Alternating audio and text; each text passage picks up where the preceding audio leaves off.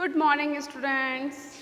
Today we will study SST subject of class 8th and I am going to start a new chapter of history, second chapter named From Trad to Territory. Before this chapter we have completed our first chapter and we have also done exercise of first chapter and you will get soon PDF of long question answer. जो PDF है long question answer का first chapter का आपको उसका PDF जल्दी ही मिल जाएगा. Okay and right now I am going to start first chapter name from trade to territory. Let's start.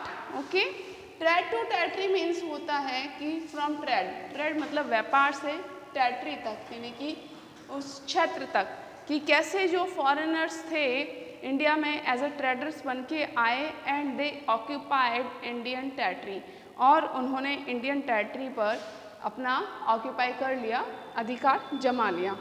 From the ancient time India was famous for their species and silk and indigo. इन सब चीज़ों के लिए India जो था ancient time से ही famous था and from ancient time मैंने traders came to India for trading and for buy goods and selling goods they came to India. Now we start to reading the chapter. Take out page number 10. Page number 10 पर हमारा second chapter है and while you are watching video please open your book and read along with me. अब बिना पढ़े हुए chapter आपको video समझ में नहीं आएगा तो हम लोग जो चैप्टर स्टार्ट करने वाले हैं फ्रॉम ट्रेड टू टेरिटरी यानी कि कैसे लोग ट्रेड करने के लिए आए थे और उन्होंने इंडियन टेरिटरी पर राइट कर लिया. इस जर्नी के बारे में हम लोग सेकंड चैप्टर में पढ़ने वाले हैं और from the junior classes in our junior classes we have studied that India में बहुत सारे ट्रेडर्स आए थे यहाँ पर ट्रेड करने के लिए. बट हम जो चैप्टर में पढ़ने वाले हैं कि कैसे ब्रिटिशर्स ट्रेड करने आए यहाँ पर, कौन कौन से यूरोपियन कंट्रीज़ इंडिया में ट्रेड करने आई और कौन कौन सी इंडियन टेरिटरी को उन्होंने ऑक्यूपाई कर लिया. Let's we start. We have read in previous classes that since ancient time, India was an important trading center. Merchants and traders from Europe and Asia came to India. The Indian traders were getting profit from this trade, so they encouraged such trade. First paragraph में ये बताया गया and please जब मैं paragraph explain कर रही हूँ you should also read your paragraph. आपको भी अपना पैराग्राफ रीड करना है. Then watching your video and listen what I am reading on what I am explaining. Okay you have studied in your previous classes that from the ancient time trade India was an important trading centre. जो हमारा India है ancient time से यानी कि आज ही नहीं या medieval period में नहीं एंशिएंट पीरियड से ही हमारा जो इंडिया रहा है वो ट्रेडिंग सेंटर रहा है यानी कि व्यापारिक केंद्र रहा है. इंडिया में बहुत सारे लोग या ट्रेडर्स बाहर की कंट्री से आए ट्रेड करने के लिए और मर्चेंट्स एंड ट्रेडर्स जो व्यापारी हैं जो ट्रेडर्स हैं वो इंडिया में एशिया से भी आए हैं और यूरोपियन कंट्रीज से भी इंडिया में ट्रेड करने के लिए आए और जो इंडियन मर्चेंट्स थे were getting profit from them और उनसे इंडियन मर्चेंट्स को क्या मिल रहा था, प्रॉफिट मिल रहा था. सो दे एनकरेज्ड सच ट्रेड और तो उन्होंने इस तरीके के ट्रेड को क्या किया, एनकरेज किया यानी कि बढ़ावा दिया. तो हमने ये पढ़ा है कि इंडिया जो एंशिएंट टाइम से ही क्या रहा था, ट्रेडिंग सेंटर रहा था एंड इंडिया में मर्चेंट्स एंड ट्रेडर्स आते थे from European countries and Asian countries and जो हमारे इंडियन ट्रेडर्स थे उनको एक अच्छा प्रॉफिट मिल रहा था. They were getting good profit from them, उनसे अच्छा प्रॉफिट मिल रहा था. So they encourage such trade. तो उन्होंने इसीलिए इस तरीके के ट्रेड को क्या किया, बढ़ावा दिया. अब हम पढ़ेंगे कि इंडिया में कौन कौन से यूरोपियन कंट्रीज़ हैं और कौन कौन से ट्रेडर्स बन के आए थे. चलो सबसे पहले हम पढ़ते हैं इन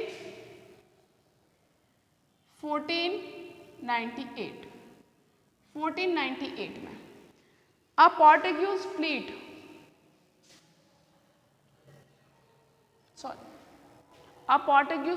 फ्लीट क्या होता है, group of ship.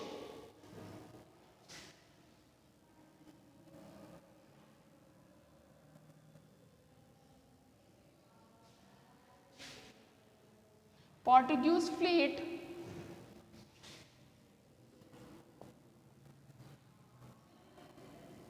Fleet means होता है ग्रुप ऑफ शिप्स, यानी कि जो नेवल शिप्स होते हैं, नौसेना के जो शिप्स होते हैं उनमें अंडर वास्को डे गामा, क्या नाम था बेटा? Vasco day gamma.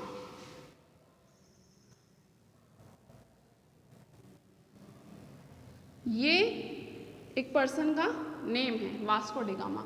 तो इसकी लीडरशिप में पोर्टुगीज फ्लीट ने, यानी कि शिप ने इन 1948 में क्या डिस्कवर्ड किया? A new sea route from Europe to India, यानी कि यूरोप और इंडिया के बीच में एक नया सी रूट, यानी कि समुद्र के रास्ते से इंडिया का रास्ता ढूंढ लिया। तो डिस्कवर्ड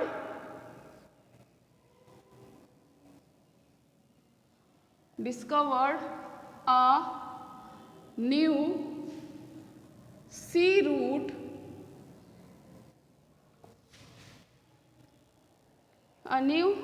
route, from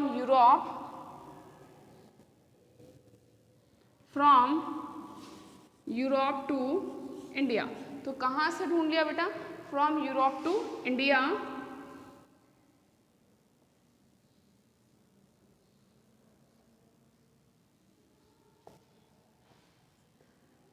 तो हमारी फर्स्ट लाइन स्टार्ट हो रही है।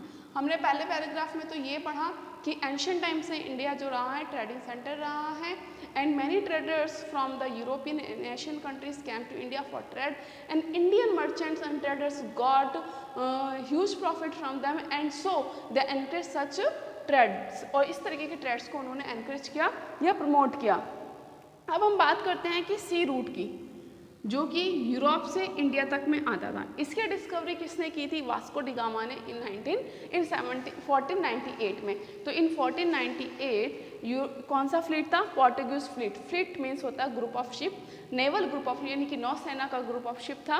Vasco da Gama under Vasco da Gama, यानी कि किसकी लीडरशिप में था?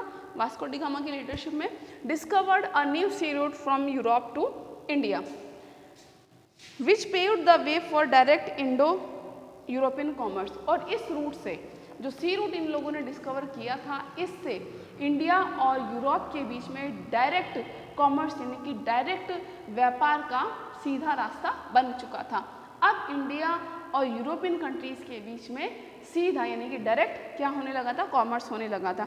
इन 1498 a Portuguese fleet under Vasco da Gama successfully discovered a new sea route from Europe to India, which paved the way for direct Indo-European commerce। तो इसने, इस सी root ने, जो कि इंडिया और यूरोप के बीच में खोजा गया था, इस सी रूट से इंडिया और यूरोप के बीच में सीधे कॉमर्स होने लगा, डायरेक्ट व्यापार होने लगा। The Portuguese soon set up trading post in Goa. और जो पोर्टुगीज थे, पोर्टुगीज क्या है? कंट्री का नाम है द पोर्टुगीज।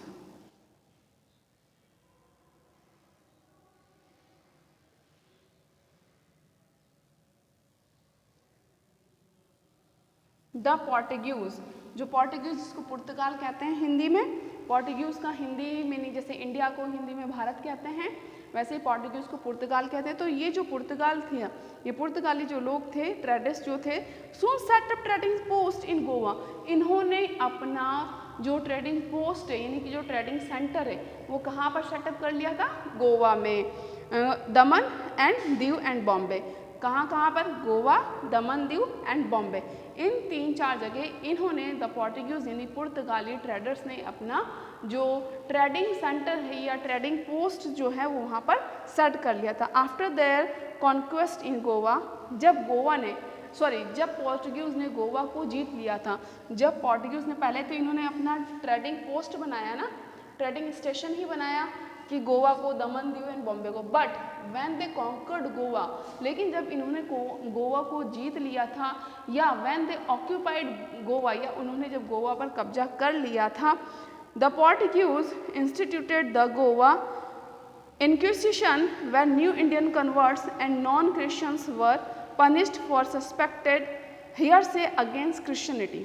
ध्यान से सुनिए बेटा, क्या कहा गया है? आफ्टर देयर कॉन्क्वेस्ट इन गोवा, गोवा को जीतने के बाद, the Portuguese instituted the Goa, तो इन्होंने गोवा को क्या बना लिया? एक इंस्टीट्यूट बना लिया। ठीक है, कैसा इंस्टीट्यूट बना लिया इन्होंने? इंक्विजिशन। इंक्विजिशन का मतलब होता है न्यायिक जांच।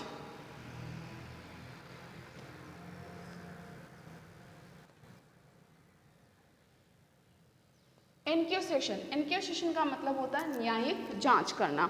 तो वेयर न्यू इंडियन कन्वर्ट्स, जहाँ पर इंडियंस को कन्वर्ट किया जाता था, इंडियंस को किस में कन्वर्ट किया जाता था, क्रिश्चियंस में, यानी कि उनको उनका जो रिलीजन है वो हिंदू से क्रिश्चियन में कन्वर्ट किया जाता था।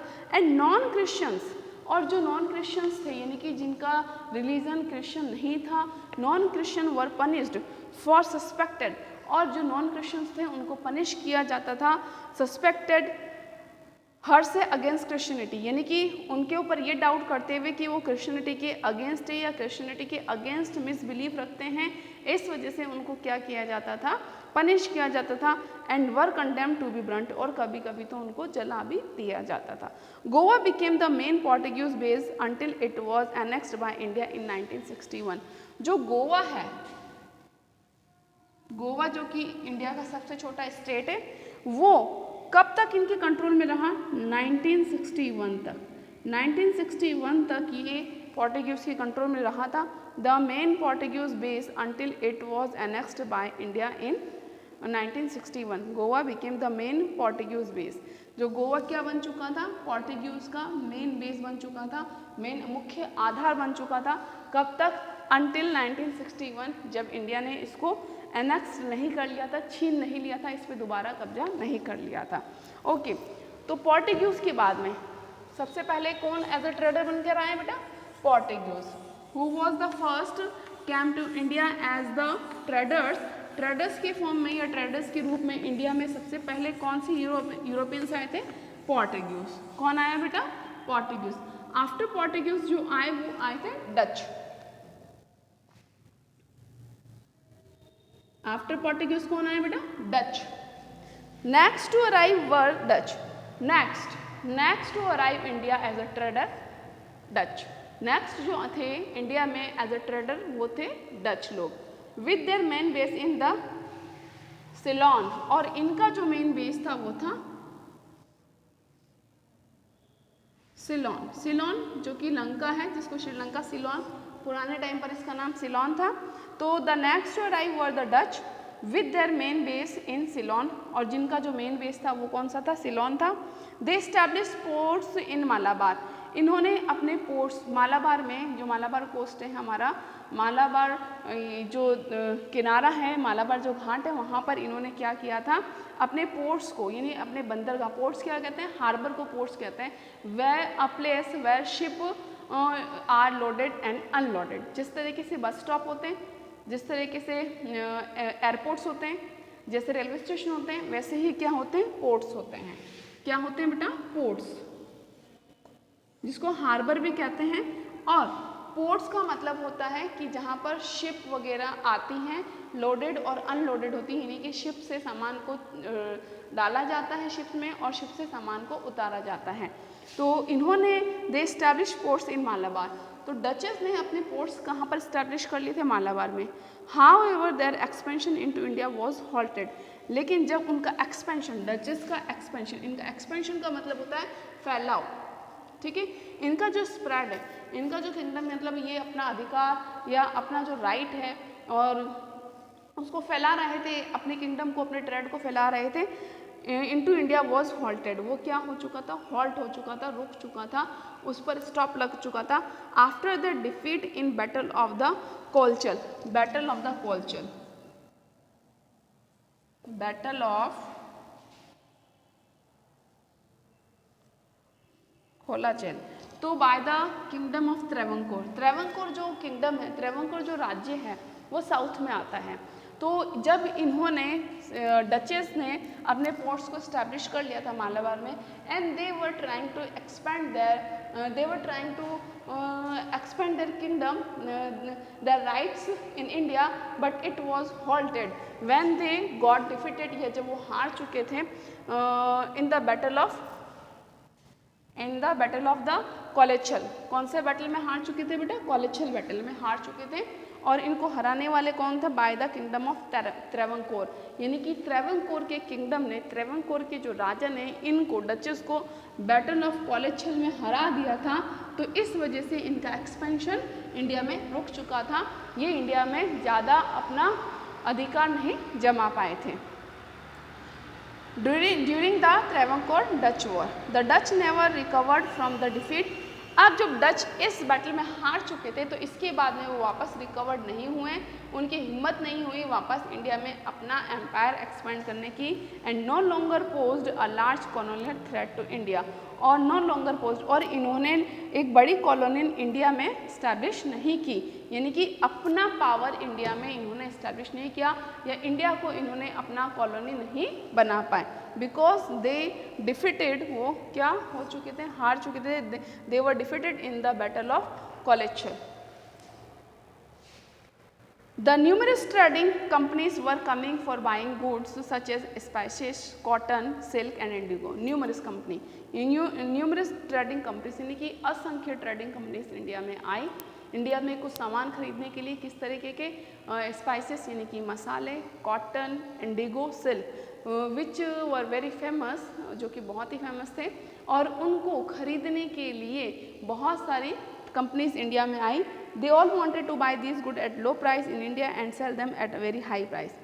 They came to India to buy these goods at low price. वो इंडिया में किस लिए आते थे, इन सामान को लो प्राइस पर खरीदने के लिए, and they want to sell that goods at high price.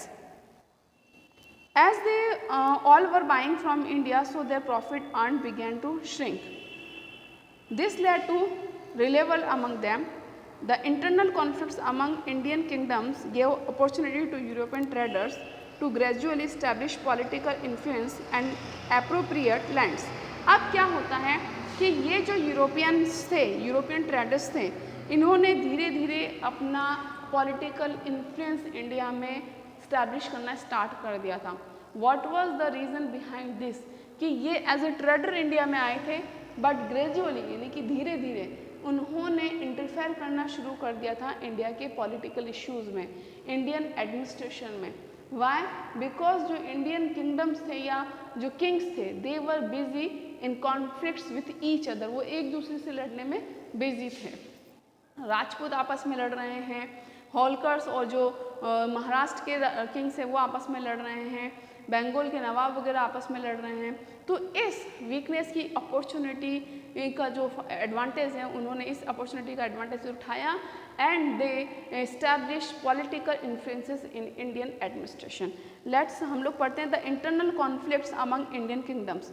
जो इंटरनल कॉन्फ्लिक्ट्स है यानी कि आपसी झगड़े, आंतरिक झगड़े, जो इंडियन किंगडम्स जो आपस में लड़ रहे थे, इस चीज़ का फ़ायदा किसने उठाया, यूरोपियन ट्रेडर्स ने, and they establish and gradually they establish political interference, और उन्होंने धीरे धीरे पॉलिटिकल इन्फ्लुएंसेस और इंटरफ्रेंस करना स्टार्ट कर दिया. फॉलोइंग द डच, और डच के बाद में कौन आए, British. The British who set up in west coast port of Surat in 1619. Following Dutch's, यानी डच के बाद में कौन आया बेटा, डच के बाद में आए British, who set up in the west coast port.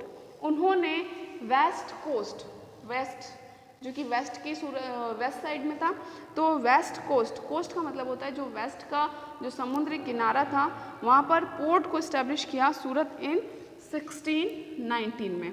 तो इन्होंने अपना ट्रेडिंग सेंटर किसे बनाया था, सूरत में. एंड द फ्रेंच बोथ, दोनों ही आए थे. डच के बाद में कौन आया था, ब्रिटिश आए और फ्रेंच आए. तो जो ब्रिटिशर्स आए थे उन्होंने अपना पोर्ट कहाँ पर इस्टेब्लिश किया, 1619 इन सूरत. और फ्रेंच लोग जो आए थे, both establish trading outpost in India, दोनों ने ही अपने आउटपोस्ट यानी कि अपने सेंटर इंडिया में इस्टेब्लिश कर दिए. आफ्टर डचेस, यानी कि पहले पोर्टुगीज आए, उसके बाद डचेस आए, उसके बाद फ्रेंच और ब्रिटिशर्स. पहले फ्रेंच लोग आए थे, तो फिर कौन आया, फ्रेंच आए. दोनों ने ही अपने क्या इस्टेब्लिश कर दिए इंडिया में, ट्रेडिंग सेंटर इस्टेब्लिश कर दिए इन इंडिया. और जो ब्रिटिशर्स थे उन्होंने 1619 सूरत में अपना पोस्ट, ट्रेडिंग पोस्ट को इस्टेब्लिश किया. Although these continental European powers control various coastal regions of southern and eastern India during the ensuing century, they eventually lost all their territory in India to the British, with the exception of French outpost of the Pondicherry and Chandernagore and Portuguese colonies of Goa, Daman and Diu. अब ध्यान से सुनिए, although these continental European powers control various coastal region, यानी कि जितनी भी ये European powers आए थे, जो पोर्टुगीज है, डच है, फ्रेंच है, ब्रिटिशर्स हैं, तो इन्होंने क्या किया था, अपना कंट्रोल इस्टेब्लिश कर लिया था कोस्टल रीजन। कोस्टल रीजन यानी कि जो रीजन हमारे समुद्र के किनारे पर बसे हुए थे, यानी कि यहाँ बे ऑफ बंगाल है, बे ऑफ बंगाल, ठीक है, यहाँ पर अरेबियन सी, ठीक है, और यहाँ पर जो इंडियन ओशन। तो जितने भी ये कोस्टल रीजन, यानी कि जो रीजन जहाँ पर हमारा लैंड और ओशन की बॉर्डर मिलती है, कोस्टल रीजन पर इन लोगों ने क्या कर लिया था, कंट्रोल कर लिया था। कोस्टल रीजन पर ही क्यों क्या करा, क्योंकि वहाँ से ट्रेड करना इजी होता था।